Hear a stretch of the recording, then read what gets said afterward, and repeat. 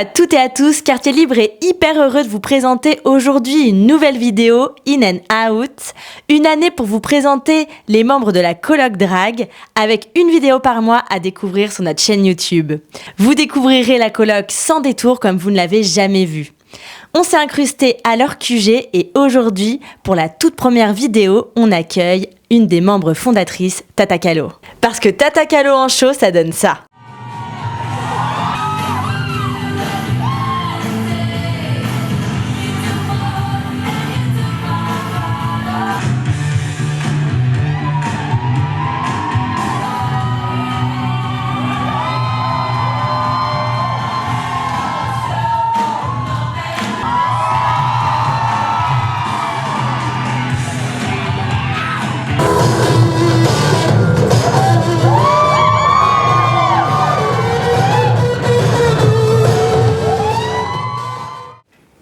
Hello! Salut Tata, ravie de t'avoir pour cette toute première vidéo. Je suis trop contente.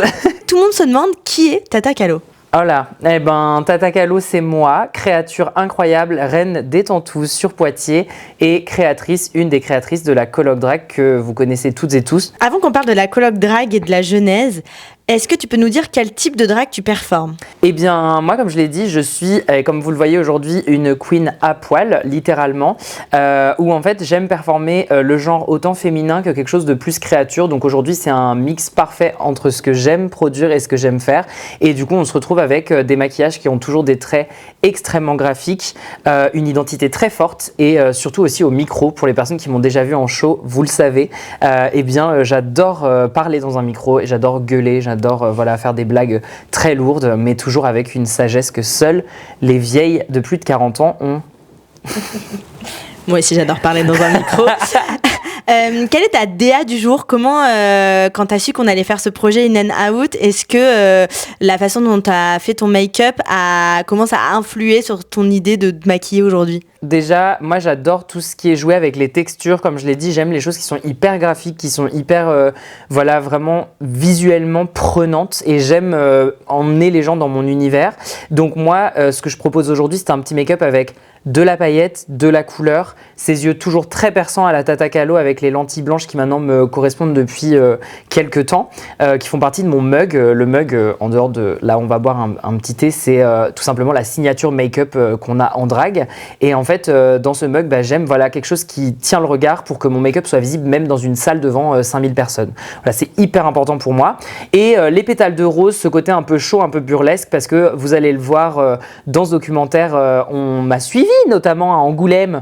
Et à Angoulême, j'avais cette magnifique tenue qui est juste derrière moi et qui représente pareil super bien mon drag avec ce côté glam, mais en même temps un peu désuet et limite kitsch en fait. Et j'adore ça. Ça me fait vivre.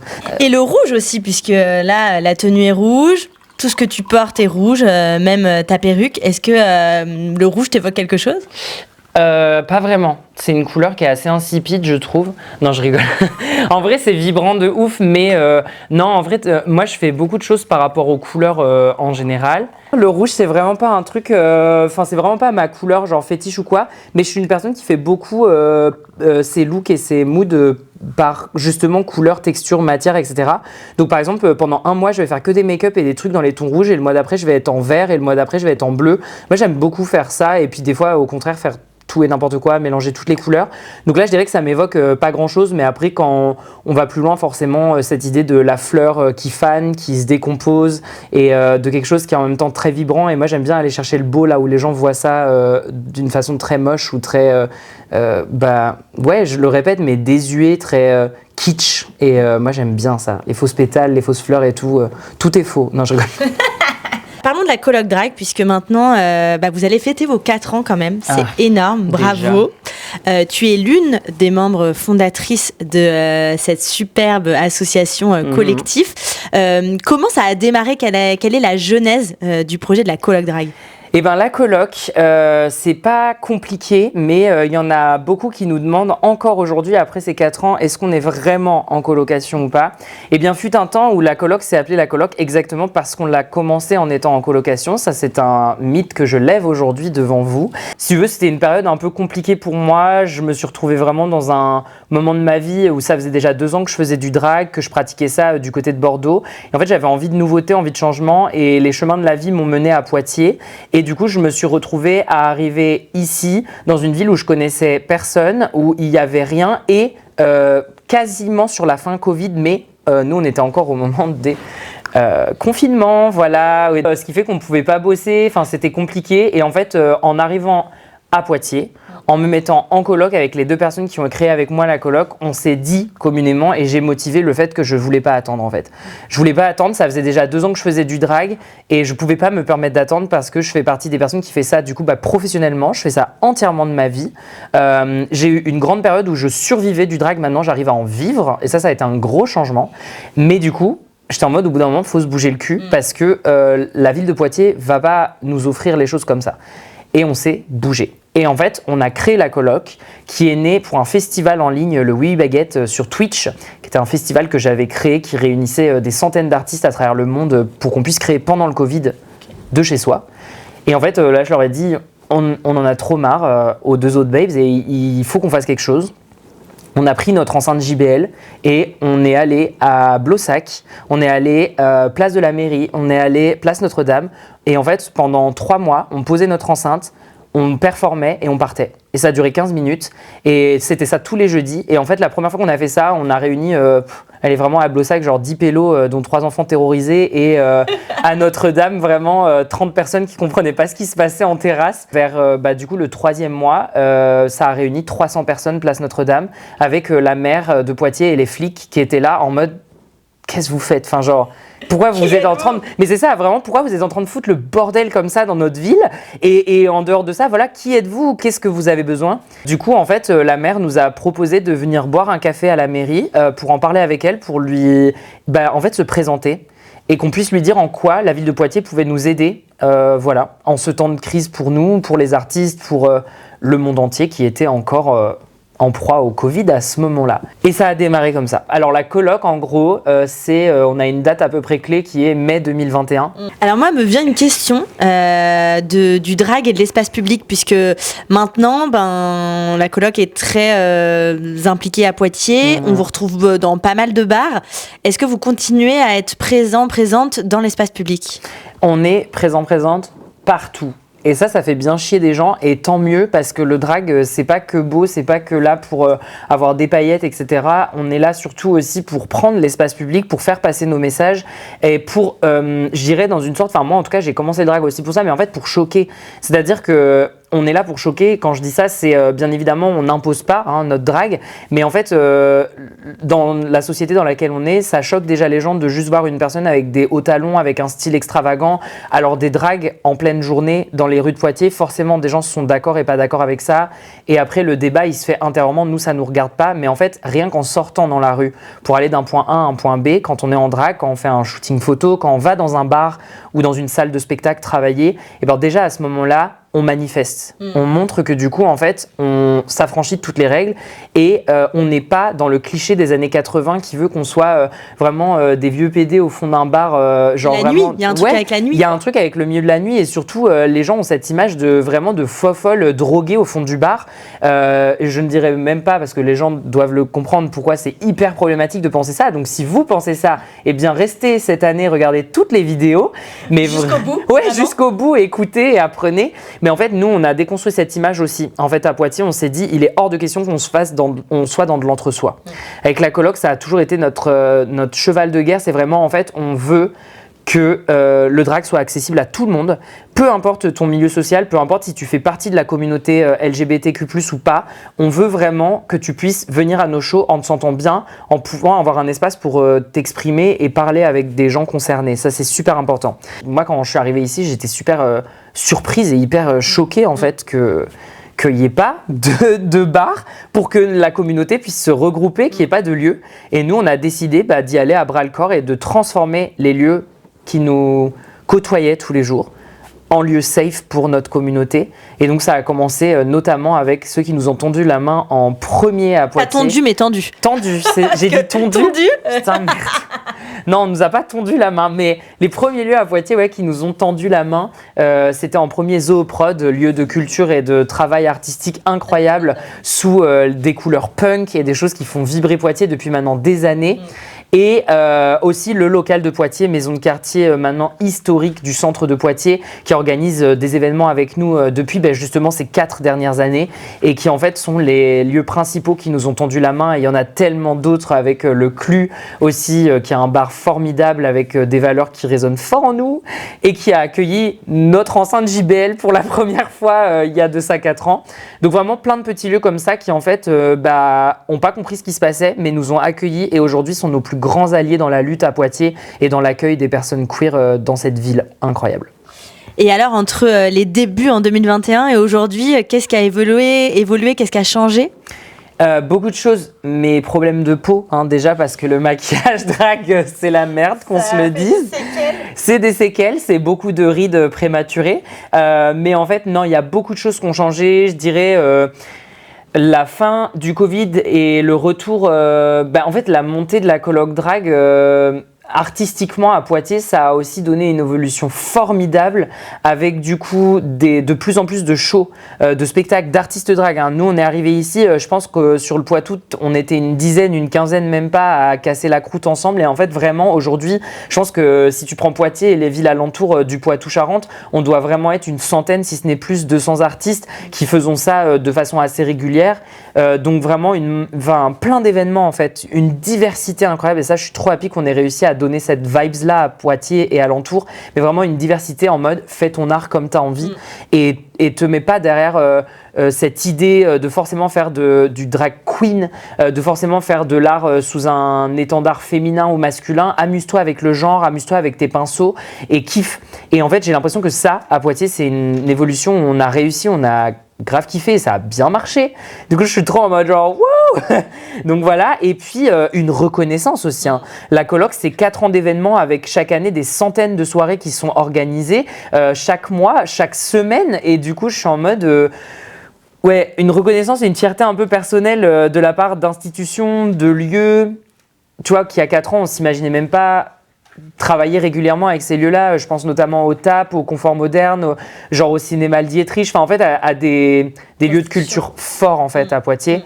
Et je crois que vraiment à Poitiers on n'a pas fait du drag, il n'y a pas un seul lieu où on n'a pas fait du drag. En fait c'est que Poitiers est une grosse ville étudiante, de plus en plus il commence à y avoir un peu aussi de touristes et du coup en fait ça modèle notre base de public chaque année. Et en fait chaque mois de septembre pour les rentrées étudiantes on a des centaines de nouvelles personnes qui nous découvrent, qui découvrent ce qu'on fait et de plus en plus aussi des gens qui viennent nous voir sur Poitiers venant de Nantes, de Bordeaux, de La Rochelle, etc. Parce que le public entend parler de la coloc partout en France, donc ça est d'une bonne manière.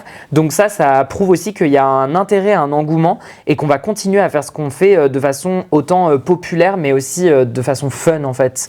Et ça je pense que ça marche bien et qu'il y a une grosse évolution là-dedans avec un public toujours plus nombreux en fait. Genre, j'ai plein d'exemples en tête, mais vraiment, genre, nos shows XXL qui sont tellement bondés qu'on a dû doubler les dates au local. Et ça, je peux vous dire que dans la carrière d'un artiste perso qui s'est créé seul, c'est assez ouf de te dire que tu remplis une date. Ok. Et c'est grand quand même. Et c'est grand. Le local, on a 200 places. 200 places dans une salle de théâtre pour une ville comme Poitiers. Tu les remplis, c'est fun. Mais on a réussi à le remplir et maintenant on a dû doubler nos dates et du coup on fait plus de 400 personnes en un week-end et à chaque fois c'est sold out à l'avance. Donc vraiment, moi ça m'étonnera toujours. Pareil, on a fait un bingo au Confort Moderne, on a réussi à ramener des centaines et des centaines de personnes en une semaine et nous on est en mode genre what? C'est absolument fou quoi. C'est vraiment dingue. Et alors, c'est quoi la suite pour la coloc drag? Quel est l'avenir de la coloc drag?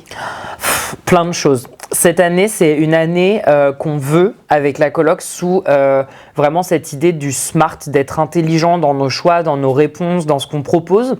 Parce que ces dernières années, on a beaucoup testé de choses. On s'est amusé. Vraiment, pendant 3 ans, 4 ans, on s'est amusé. Et là, pour cette 4e année, je crois qu'on a envie de quelque chose de plus grand, mais du coup de plus réfléchi aussi. Donc peut-être moins de quantité, mais plus de qualité aussi. Et ça s'est ressenti. Il y a beaucoup de gens qui nous l'ont dit depuis septembre du coup 2024. On a ralenti un peu. On a mis sans mauvais jeu de mots, le pied sur la pédale et vraiment... et vraiment... C'est hyper drôle ça.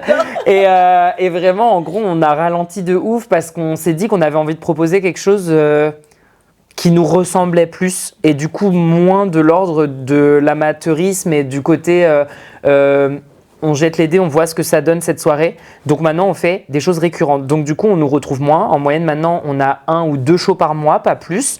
Et en fait, toute l'année, qui cette année aussi, la coloc se veut sous une esthétique et un signe un peu sous l'astrologie.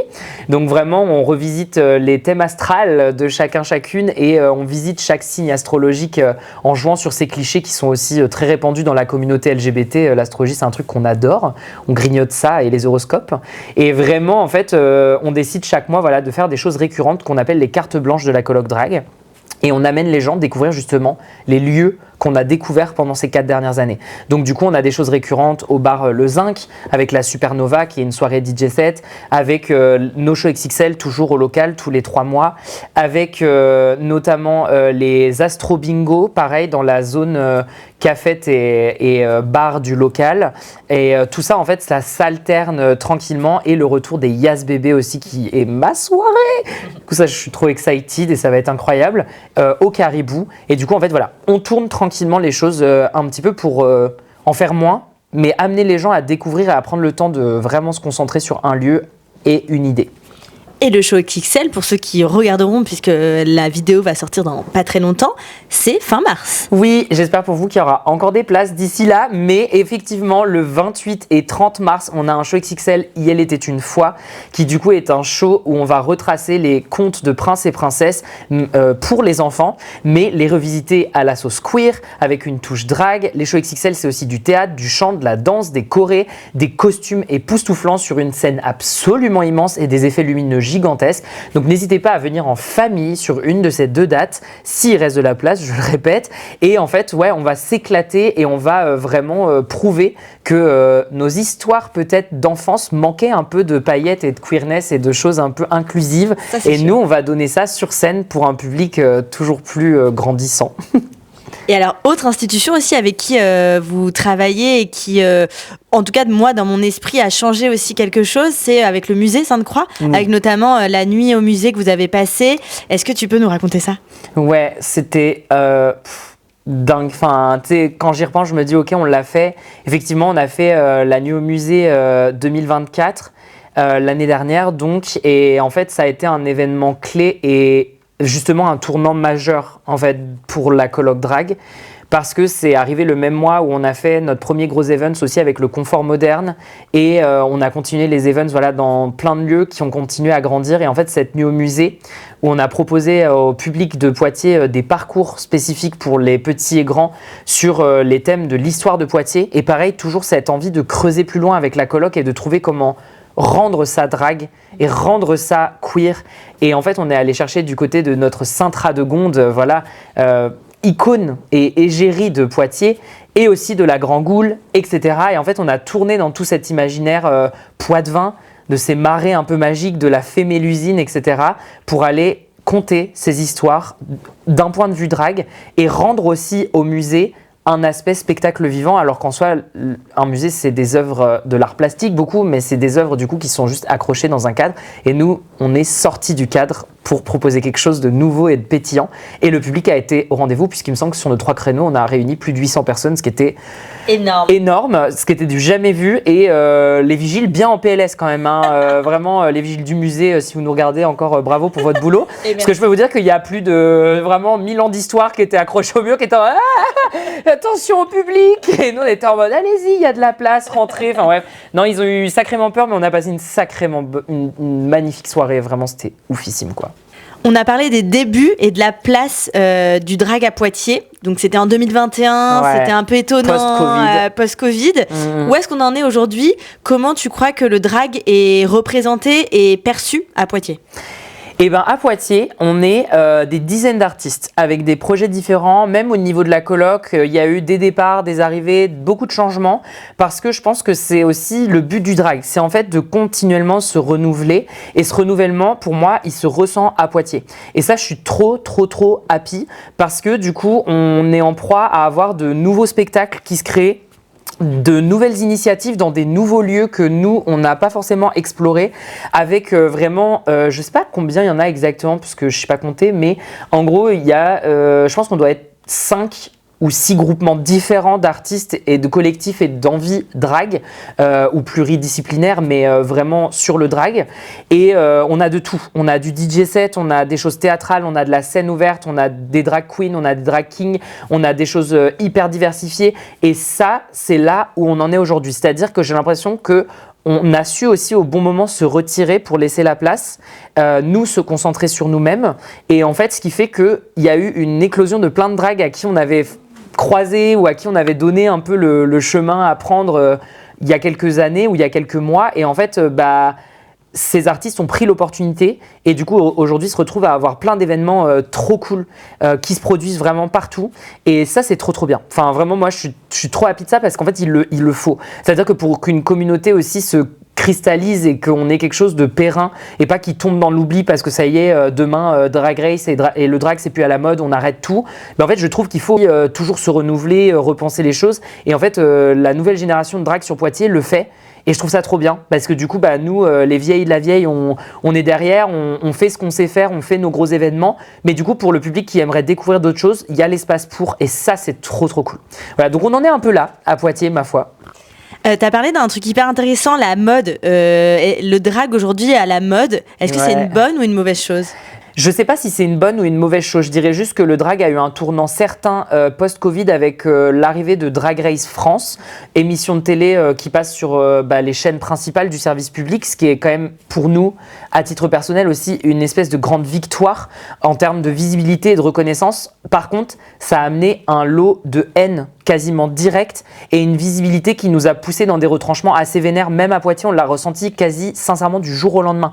En fait, ça fait 3 ans maintenant qu'il y a Drag Race qui est arrivé en France. Nous, ça faisait donc déjà 1 an qu'on était sur Poitiers et on mettait nos bases. Et en fait, du jour au lendemain, c'est arrivé et ça nous a bousculé dans une espèce... il n'y avait plus de place en fait à l'anonymat.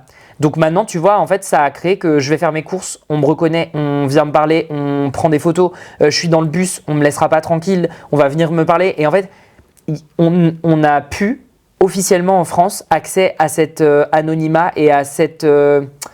tu sors de ton personnage, tu sors de scène, tu es du coup out of drag, t'es tranquille.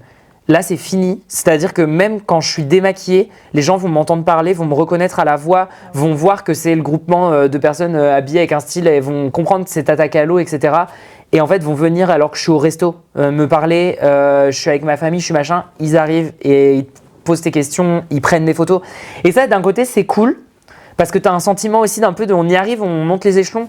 Mais en fait, c'est des échelons qui sont ridicules, qu'on se le dise. On n'est même pas des petites célébrités. On est vraiment, tu vois, sur les réseaux, on commence à percer, mais ça n'a pas grand impact. Ça nous aide juste à faire passer nos messages et à avoir du monde à nos soirées. Mais ça a cet avantage-là de, du coup, pouvoir interpeller les gens. Le problème, c'est qu'en effet, si vous nous voyez derrière cette caméra, des fois, demandez-vous, par exemple, oh, elle a l'air d'être en train de manger, on va peut-être pas aller la faire chier. Ouais, merci, ça serait cool, tu vois. Ou alors, tu veux venir me parler pendant mes courses, aide-moi à porter mon sac, enfin, tu vois. Et du coup, je suis un peu en mode, c'est vraiment ça.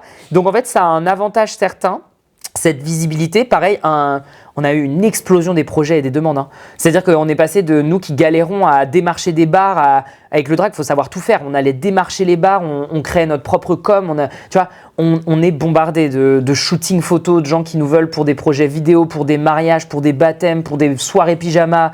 Non mais vraiment, tu vois, dans tous les bars ont envie du coup d'avoir du drag. C'est fini l'époque où tu vois, c'était à la mode d'avoir un petit concert, un petit machin. Ce qu'on veut aujourd'hui, c'est des drags parce que c'est rentable. Donc je dirais que cette visibilité a aussi poussé le drag dans quelque chose de capitaliste as fuck. Ce qui du coup est en même temps, on doit savoir composer avec, mais en même temps est complètement limite, j'ai envie de dire, à l'opposé ou presque des valeurs du drag première. Après, les choses avancent, il faut avancer avec son temps et avec son monde. Hein. Et prendre l'avantage aussi. 80 ans quand je dis ça, c'est un enfer. Mais oui, aussi prendre l'avantage, c'est vrai, parce que du coup, on peut en tirer des choses. C'est ça. Et ça, c'est attention, hein, chacun et chacune voit son drag et aime voir le drag à sa façon. Donc ouais, du positif, du négatif aussi. Et qu'on ne se mente pas aussi une montée des agressions, hein, forcément. C'est-à-dire qu'une visibilité qui fait que chaque foyer aujourd'hui a son avis sur le drag. Alors qu'il y a encore 3 ans, 4 ans, 5 ans en arrière, personne n'entendait parler de nous, tu vois. Du coup, les mères de famille et les jeunes ados, ils s'en foutaient en fait du drag. Si un jour ils en voyaient, c'est à ce moment-là qu'ils voyaient ce qu'ils en pensaient. Aujourd'hui, les gens savent déjà que les drags, c'est cette image-là qu'on voit à la télé. Donc, ils ont déjà un a priori en fait et une image bien ancrée. Mais du coup, inversement, on gagne du public parce que la ménagère de 40 ans vient maintenant voir des shows drag et elle adore ça, tu vois. Donc, hyper mitigé. Moi, je dirais pas, je sais pas ce que j'en pense. Je dirais juste que genre, ça me fait travailler et qu'en tant qu'artiste du spectacle vivant, je vais prendre ces côtés-là positifs. Et quand je me fais agresser, bah, j'en fais mes messages politiques. Donc, j'arrive à en trouver toujours du bien. On parle de drague depuis le début de cet épisode, de ce premier épisode de In and Out. Mais c'est quoi ta définition du drag ? La question piège. C'est hyper compliqué à définir. Ma définition est vraiment personnelle. Moi, je dirais qu'au fur et à mesure des années, ce que j'ai compris du drag en ces 6 ans de test, de drag, le drag se veut quelque chose qui touche à tout, mais on essaye toujours de faire aussi par soi-même. Il y a certaines drags qui vont faire appel à des costumiers, costumières, qui vont acheter sur Internet. Chacun le fait avec ses moyens, c'est super important. Il n'y a pas de bonne ou de mauvaise façon de faire le drag. Mais moi, comme j'aime le faire, c'est je crée par mes propres mains et je m'inspire des choses qui m'inspirent. Du coup, j'ai dû apprendre à coudre. J'ai dû apprendre à créer, à coiffer des perruques, donc je fais de la coiffure aussi. J'ai dû apprendre à décolorer des cheveux, couper une coupe comme j'en avais envie, faire des bijoux, customiser des vêtements, porter des corsets sans me blesser. Donc il y a aussi, et le petit pont, et je dirais le truc le plus important, c'est la condition physique. Pour faire du drag, tu dois t'entraîner, autant vocalement quand tu fais de l'hosting comme moi. L'hosting, c'est la présentation des shows au micro. Tu dois autant entraîner ta voix que t'entraîner physiquement. Donc moi, en plus, je suis une personne sur scène, je fais autant de l'émotionnel, du dramatique que du high energy ou de l'humour. Du coup, quand je fais du high energy et que je pète un petit cap sur scène, il faut que mon corps soit entraîné pour pas que je me blesse. Donc ça, c'est des dizaines d'heures de répétition par semaine et par mois pour aussi entretenir cette souplesse légendaire. C'est faux. Ça demande vraiment du touche à tout et beaucoup de politique. Beaucoup de politique dans le sens pouvoir exprimer tes idées, être clair avec celles-ci, ou même si t'es pas clair avec tes idées, en fait, faire comprendre qu'on avance et que c'est ok, qu'on n'est pas des militants, militantes parfaites et que du coup, on teste des choses, on comprend, on apprend, on se déconstruit et on est quand même le pilier et les porte-drapeaux d'une communauté. Donc, on essaye de faire les choses bien et de se déconstruire constamment. Et ça, c'est le boulot le plus difficile avec le drag parce que du coup, on a tous les yeux braqués vers nous. Donc, on doit être au top partout, tout le temps. Et ça, c'est la plus grosse pression. Mais voilà, je dirais que le drag, c'est ça. C'est un peu cet art touche à tout qui te fait te déconstruire et te remettre en question, puis adopter une posture avec les gens et avec toi-même grâce à un art, mais qui va plus loin que quand tu es out of drag, quand tu es hors drag. Tu explores ça aussi, tu vois. Qu'est-ce que tu t'autorises à faire sur scène que tu ferais pas chez toi dans ton salon ? Est-ce que c'est un caractère, un goût particulier? Est-ce que c'est une attitude? Est-ce que tu vois? Et c'est ça en fait le drag. C'est quand tu trouves ça, tu le tiens et tu l'exploites à fond parce que tu creuses là-dedans et c'est trop agréable quoi. Moi j'avais envie de savoir, toi, Tata Calo, quel a été ton déclic pour faire du drag ? Est-ce qu'il y a une histoire autour de ça ? Il y a eu un full déclic. Moi j'ai commencé vraiment avec le make-up de ma mère en scred. Voilà, grâce à mes sœurs qui vraiment me voyaient tester des trucs et tout. Et du coup on a fini vraiment par se maquiller et genre tester des choses ensemble. Et vraiment j'ai commencé en scred parce que j'ai regardé comme beaucoup de gens RuPaul Drag Race. Donc qui est du coup l'émission principale aux États-Unis qui a donné lieu, donc la télé-réalité qui a donné lieu à Drag Race France quand elle est arrivée sur Netflix en 2011 ou 2014, je sais plus très bien, je crois que c'est 2011.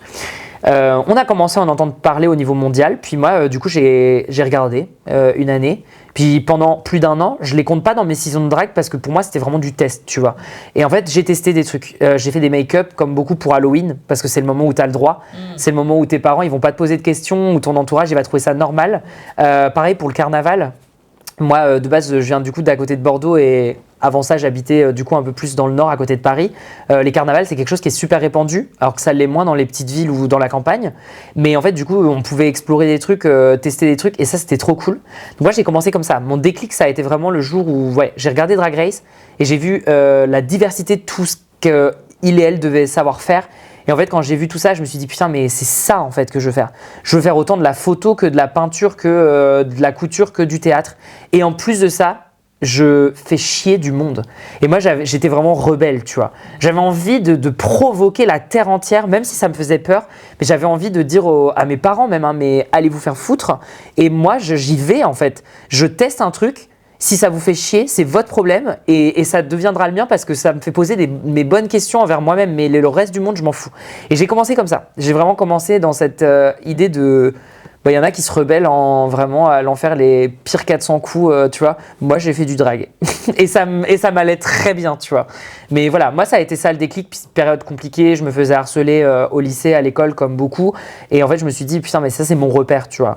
Voilà. Ça a été vraiment the début, quoi. Est-ce que tu peux parler de je sais pas, des différents noms que tu as choisis, esthétiques, ou est-ce que c'est un peu délicat? Alors, moi, ça me dérange pas du tout. Merci beaucoup de demander.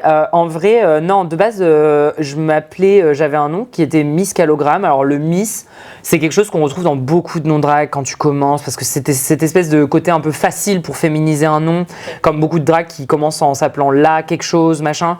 Donc, en fait, t'as beaucoup ce truc déjà où, au bout d'un moment, je me disais, putain, mais c'est limite plus personnel, tellement il y a de gens qui s'appellent Miss quelque chose. Donc ça me saoulait un peu. Et puis, en dehors de ce côté-là un peu redondant, Miss, pour moi, c'était quelque chose qui était aussi, et ça, je m'en suis rendu compte après, qui était ancré sur comment j'avais trouvé mon nom drag. Mais en fait, c'était jeune.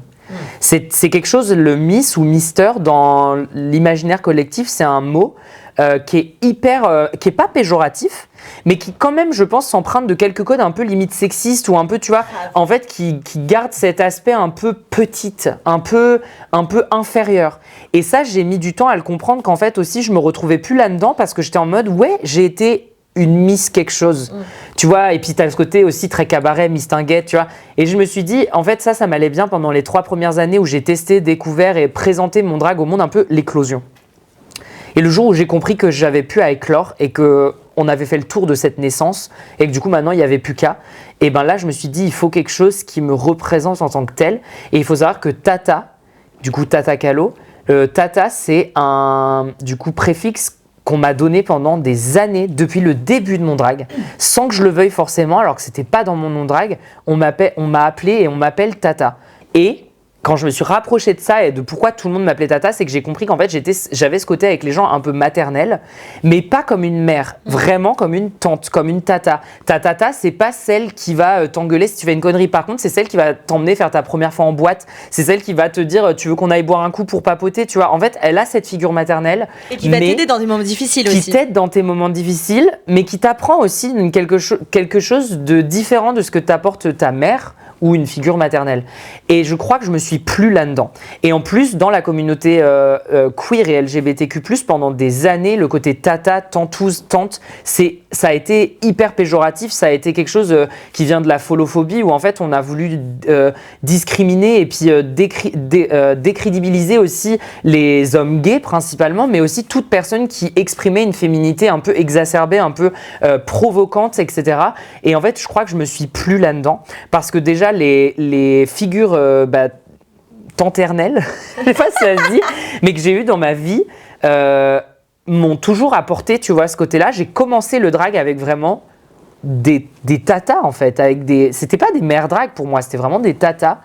Et je m'y suis plus là-dedans. Et en fait, je me suis dit, putain, la réappropriation, pareil, politiquement, elle est super intéressante, elle est trop importante pour moi. Et en fait, ouais, je serais cette tantouse. Tu vois, je le serais. Et il n'y a rien, quand moi je l'utilise envers moi-même, il n'y a rien de péjoratif. Je me présente en tant que telle parce que je suis fière d'être qui je suis fière d'être exubérante, d'être trop dans l'espace public et sur scène. Et ça me va, tu vois.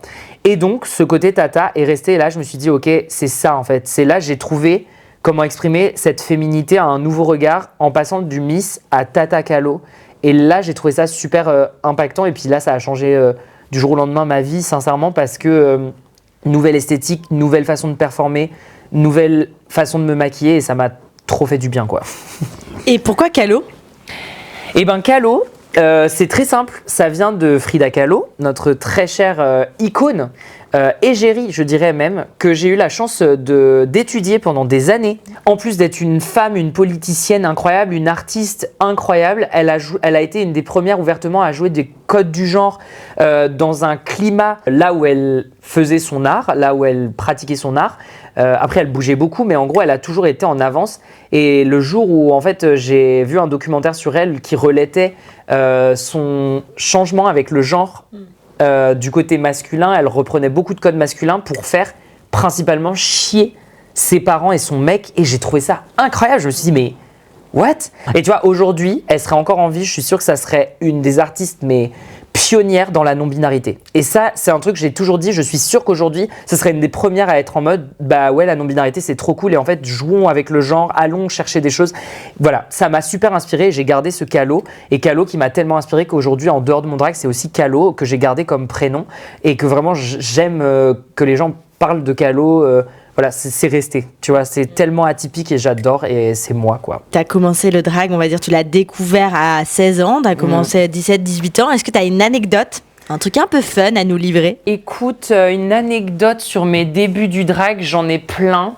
Mais je dirais que l'anecdote que je chéris le plus, c'est que en fait, du coup, j'étais à côté de Bordeaux, je ne savais pas qu'il y avait du drag à Bordeaux. J'ai vu passer sur les réseaux un événement à Paris qui s'appelait le Dragathon, que je suivais déjà un peu sur les réseaux, mais voilà, sans faire trop gaffe.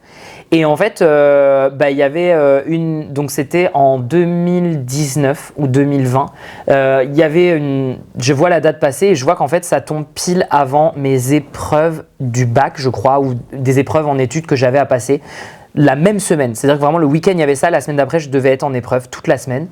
Et je me suis dit putain, c'est maintenant ou jamais. Alors que je devais réviser et tout, ma mère qui était assez à cheval là-dessus et tout. Et en fait, je me suis dit fuck off, tu vois, j'ai une carte bleue, j'ai rien dessus, j'avais même pas 50 balles. Je réserve mes billets de train, j'en parle à personne. Je monte dans le train, je pars. Et une fois que je suis dans le train, je suis sûr que ma mère se souviendrait même pas de ces anecdotes. Et là, elle va dire ah putain, c'est vrai, il m'a fait ça. Et en fait, vraiment, dans le train, je l'appelle, elle est en mode t'es où, paniquée et tout. Et moi, j'étais en mode je suis sur Paris. Bisous. Vraiment en mode point. Ciao. Mais en fait, il faut commencer, tu vois. Et moi, toujours dans ce côté aussi, je dirais un peu rebelle, j'avais besoin de ça en fait. Et je suis partie à Paris. Je ne connaissais personne, je n'avais pas de nom dans le drag, j'avais même pas de nom drag à ce moment-là. Hein. J'avais un petit compte Insta où je faisais un peu de photos, du coup j'avais quelques abonnés, mais ça s'arrête là. Et en fait, vraiment, je me lance, j'y vais et je fais un communiqué en story en disant ouais, je suis sur Paris, mais en fait j'ai pas de logement, j'ai pas de thunes. Le communiqué circule et en moins de 24 heures, j'arrive à Paris avec mon train. Il y a une personne qui me dit viens à la maison et en fait je t'héberge et vraiment tu vas pas rester à la rue. Puis tu viens pour cet événement, c'est trop cool. Je passe les 3 prochains jours avec cette personne sur ce petit week-end. Et en fait, la personne fait du drag, mais tu sais, on apprend à se connaître et tout. Et en fait, un jour après, le lendemain, la personne me dit mais genre, tu viens quand même en drag pour cet événement et tout, c'est trop cool. Ça t'intéresserait pas de faire donc une sortie en drag, trop cool, puis même d'essayer de monter sur scène. Moi, j'étais un peu en mode what, attends, les choses vont vite quand même, j'ai même pas de nom drag. Et en fait, il s'avère que cette personne, c'était la personne qui avait créé ce concours des années et des années plus tôt, qui le gérait, qui l'hostait, et qui en fait, en un week-end, m'a aidé à trouver un nom drag, qui m'a dit ma garde-robe est la tienne. Tu te sers et tu prends ce que tu veux. J'étais tellement timide, j'ai pris un pauvre haut dégueulasse, genre vraiment H&M quoi, alors que j'aurais pu prendre des costumes à 3000 balles. Et j'étais en non, quand même, tu vois. Je peux pas l'abîmer. C'est ça, faut que je fasse attention. Et en fait, j'ai passé la meilleure semaine de ma vie à découvrir et à apprendre d'une des plus vieilles dragues parisiennes qui avait créé une institution sur Paris qui s'appelle le Dragathon et qui au niveau même européen était reconnue. C'est arrêté à cause du Covid, mais vraiment c'était génial et j'ai pu en fait trouver mon nom de drague, aller sur scène avec cette personne. Et en fait, une fois que j'ai été sur scène, c'est là où elle m'a présenté au micro devant cette salle au Petit Bain qui était énorme, qui est une salle de spectacle mythique à Paris. Et en fait, elle a dit que je venais d'à côté de Bordeaux et c'est là où dans la foule, des Bordelaises étaient là et on fait « Eh mais on vient de Bordeaux !» Et moi, j'étais en mode « Quoi, il y a des dragues à Bordeaux ?» Et en fait, ça s'est fait comme ça. Et cette anecdote, je la chérirai vraiment toute ma vie parce que pareil, c'est une tata qui m'a montré le milieu du drag, qui m'a dit « Amuse-toi. Amuse-toi, éclate-toi, fonce. » En plus, tu as quelque chose de particulier, fonce, parce que j'adorais aussi à l'époque me coller des choses sur le visage et vraiment toujours découper et pam, créer des trucs. Et elle était en mode, c'est trop cool, garde ça, garde ta barbe.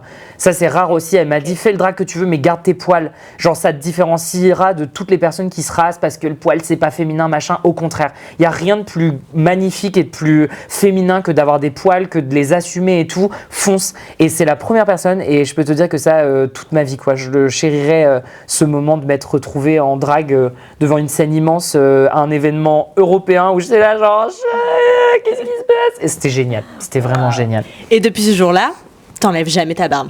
Je n'enlève jamais ou très rarement ma barbe. Je peux, pour certaines occasions, certains types de make-up très précis, dans la vision que j'ai, enlever ma barbe, mais je garderai toujours par exemple ma moustache au moins. Et en dessous de ce maquillage, vous le verrez là quand je vais commencer à me démaquiller, j'ai un mono-sourcil dont je suis très fière aussi, qui fait partie de mon esthétique et qui est vraiment, que j'entretiens, mais qui est venu naturellement. Hein. Depuis l'adolescence, j'ai toujours eu un mono-sourcil. Et en fait, j'ai compris que c'était une esthétique que j'aimais trop. Ces poils, j'ai appris à les aimer et à comprendre que ma pilosité, elle faisait qui j'étais, et qu'en fait la barbe, ça a donné tellement de sens à mon mug et à physiquement et visuellement ce que je prônais, et ça rajoute ce côté tantouse, grande gueule en fait. Ouais, bah écoute, t'as une tata qui pique quand tu lui fais des bisous et c'est fun quoi, tu vois, c'est cette image là de la tata que j'adore quoi. Alors je pense qu'on peut le dire, nous dans ce In and Out, on avait envie de changer les codes. Encore une fois, on voulait, parce qu'on voit hyper souvent des drags se maquiller, mais jamais l'inverse. Ouais, exactement.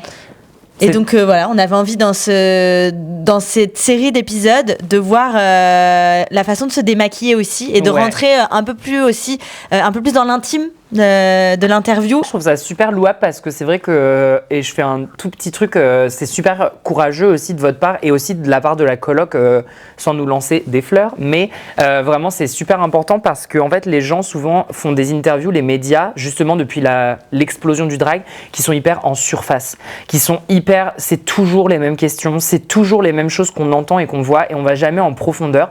Alors à partir de ce moment de l'interview, eh ben on va passer en mode démaquillage. Vous allez me voir out of drag, et donc on va commencer, me semble-t-il, à rentrer dans des questions un peu plus intimes, percutantes et intimes, et moi ça me va. Donc on va se démaquiller tranquillement. Se décoller la face. Se décoller la face. En souffrant un petit peu, je suis bien désolée. Un petit peu, mais écoute, c'est pas grave, ça fait partie du jeu. Hein.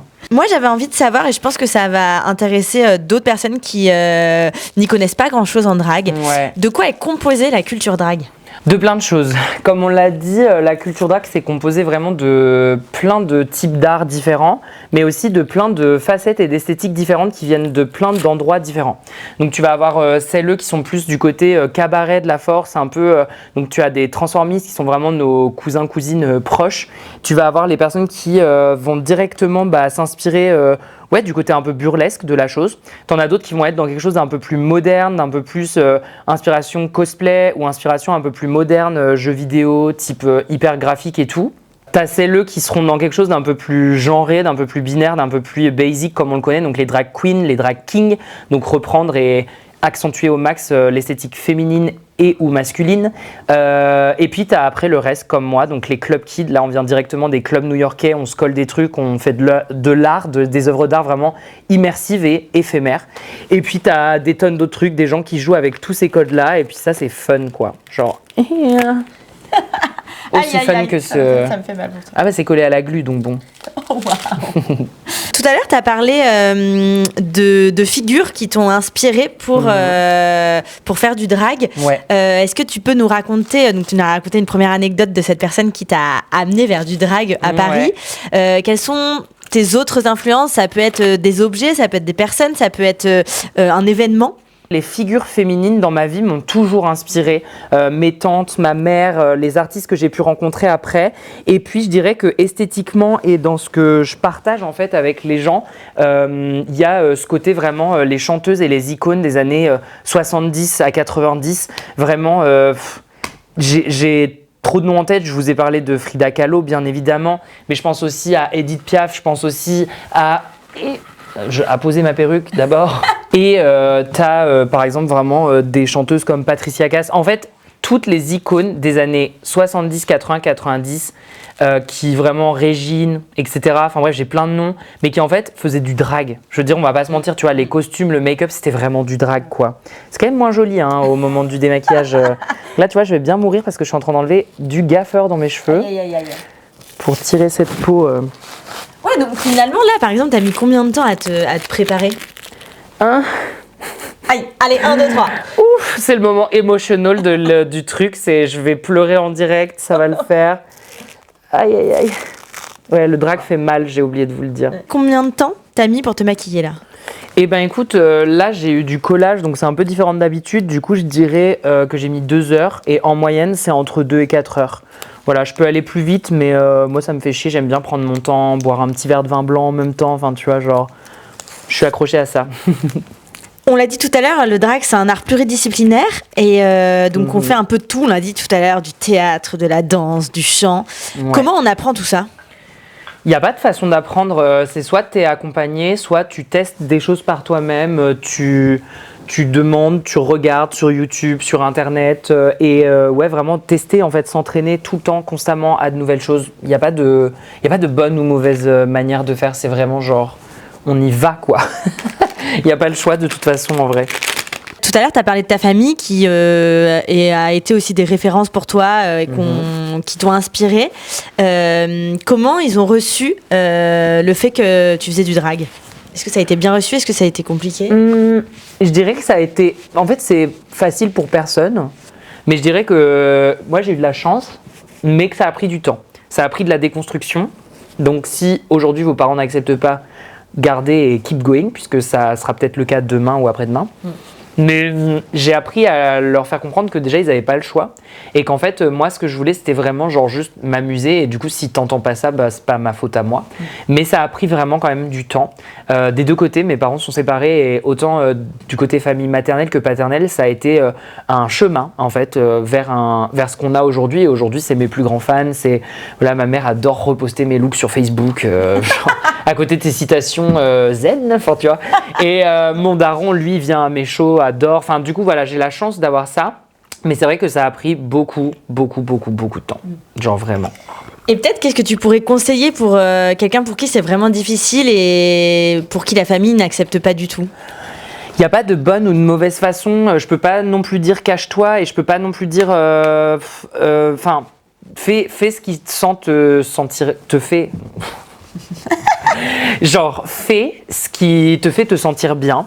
Même si ça plaît pas autour de toi, même si etc. En fait, on s'en fout. Le principal c'est toi, pas les autres. Et après, de là à se mettre en insécurité, il faut quand même faire attention à ça, entre guillemets. Du coup, il y a vraiment cet aspect-là où je suis en mode peut-être essaye de trouver des compromis, des façons de faire de la médiation, rapproche-toi d'associations, de collectifs pour qui c'est le job de pouvoir créer ce lien ou parler, ou t'apprendre des choses ou apprendre des choses à tes parents. Mais c'est vrai qu'il n'y a pas de bonne ou mauvaise façon de faire en fait. Je suis vraiment là en mode genre, si tes parents acceptent pas, soit ça va leur prendre du temps, soit c'est vraiment purement des gros homophobes. Dans un cas comme dans l'autre, c'est compliqué. Mais ce temps, si toi tu le prends pour toi et que tu apprends à différencier ça, continue, genre keep going et puis... ça va bien se passer. Tu vas trouver une famille de toute façon.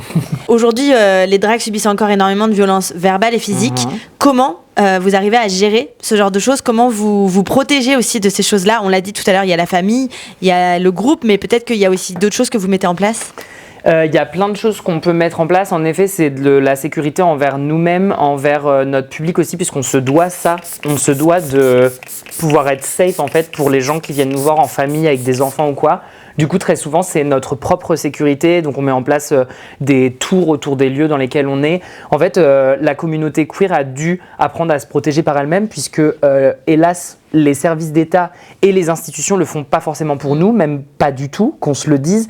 Et du coup, on doit apprendre entre nous à être vraiment solidaires et à trouver des nouvelles manières de revoir en fait la sécurité de nos soirées pour continuer à pouvoir y travailler sans être en danger. Être en danger, même si c'est déjà dangereux. Tu vois, le simple fait d'aller à ta voiture le soir, de rentrer chez toi à pied, que tu sois seul ou en groupe, quand tu es en drague, ça devient un acte hyper dangereux. Mais d'ailleurs, comme beaucoup de minorités en France le vivent, notamment les femmes et les personnes minorisées. Enfin, du coup, ça, on y change les choses tranquillement, avec des manifs, avec genre mettre des choses en place avec la ville dans laquelle t'es, mais ça prend du temps, quoi. Ça prend vraiment du temps. Du coup, on apprend à s'auto-organiser. Et là, on revient à cette chose hyper importante, en tout cas de la coloc, c'est l'éducation populaire. Et donc, croire en un destin meilleur et en en fait que tout le monde peut avoir le droit à l'éducation, la déconstruction et y arriver.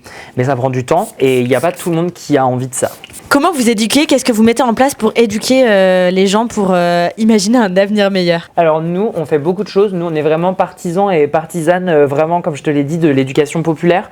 Donc du coup, on fait autant des lectures pour enfants que des shows inclusifs, mais ouverts à tous et à toutes, peu importe que tu fasses partie de la communauté ou pas.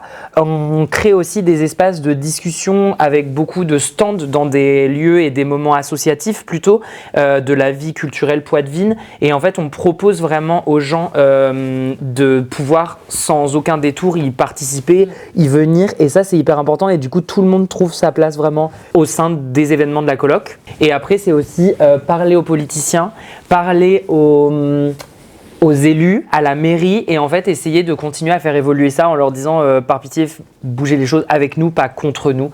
On l'a dit tout à l'heure, le drag c'est politique. Ouais. Est-ce que tu peux nous en dire un peu plus? Est-ce que tu peux nous dire comment on milite aussi en étant drag? On milite de plein de façons, déjà en sortant dans la rue, en allant faire mes courses, je milite.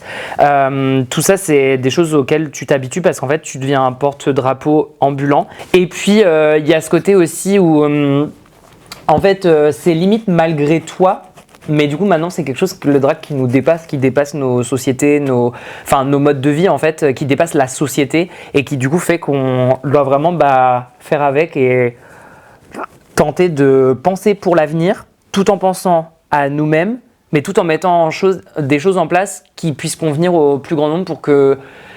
Enfin, en tout cas, à la coloc, le but, c'est pas que les gens se disent « Mon Dieu, ils sont que dans leur coin, on n'entend jamais parler. » Donc vraiment, de l'entre-soi, nous, c'est pas notre délire. C'est pas, voilà, c'est la façon de faire de beaucoup et elle est compréhensible de ouf. Elle est même nécessaire des fois pour vraiment se protéger. Mais nous, c'est pas comme ça qu'on voit les choses et on n'a pas envie, en fait, de voir les choses comme ça. Oui, donc la façon dont vous vous exposez est de toute façon politique. La façon dont on s'expose est de toute façon politique et le restera. Et le simple fait de faire de l'éducation populaire, d'ouvrir nos shows à tout le monde, c'est politique.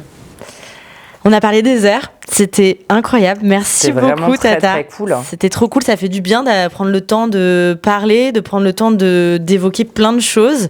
Et donc moi, j'ai une dernière question qui est sûrement très large, mais toi, en tout cas, qu'est-ce que tu espères, qu'est-ce que tu souhaites pour l'avenir du drag? Plein de choses. Je nous souhaite de continuer déjà avec la coloc à rester aussi pro qu'on l'est, à tenter des choses, à vraiment... Si vous voyez cette vidéo et que vous hésitez à venir à un show drag ou que vous avez l'impression que c'est pas pour vous, venez au show de la coloc drag et venez découvrir, laissez-nous la chance de pouvoir vous montrer ce que c'est que le drag en 2025. Donc déjà, je nous souhaite encore plein de projets, de réussites et de choses qui vont nous faire du bien et continuer de nous ancrer encore plus à Poitiers et alentour. Et je dirais aussi que je souhaite vraiment qu'on continue à s'organiser entre nous vu la montée actuelle du fascisme et de toutes ces horreurs de la nature qui sont contre la différence et contre les gens qui sortent un peu de l'ordinaire.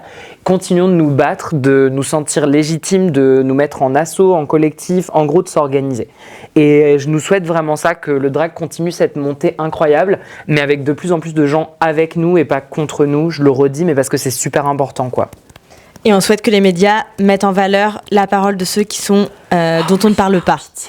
Les médias, vraiment, c'est votre job, c'est vraiment genre donner la parole aux concernés au lieu de pondre des daubes. Voilà, faites comme quartier libre et tout se passera magnifiquement bien. Eh bien, merci beaucoup Tata Calo. Je crois qu'on va terminer avec un super agenda des événements à faire au mois de mars.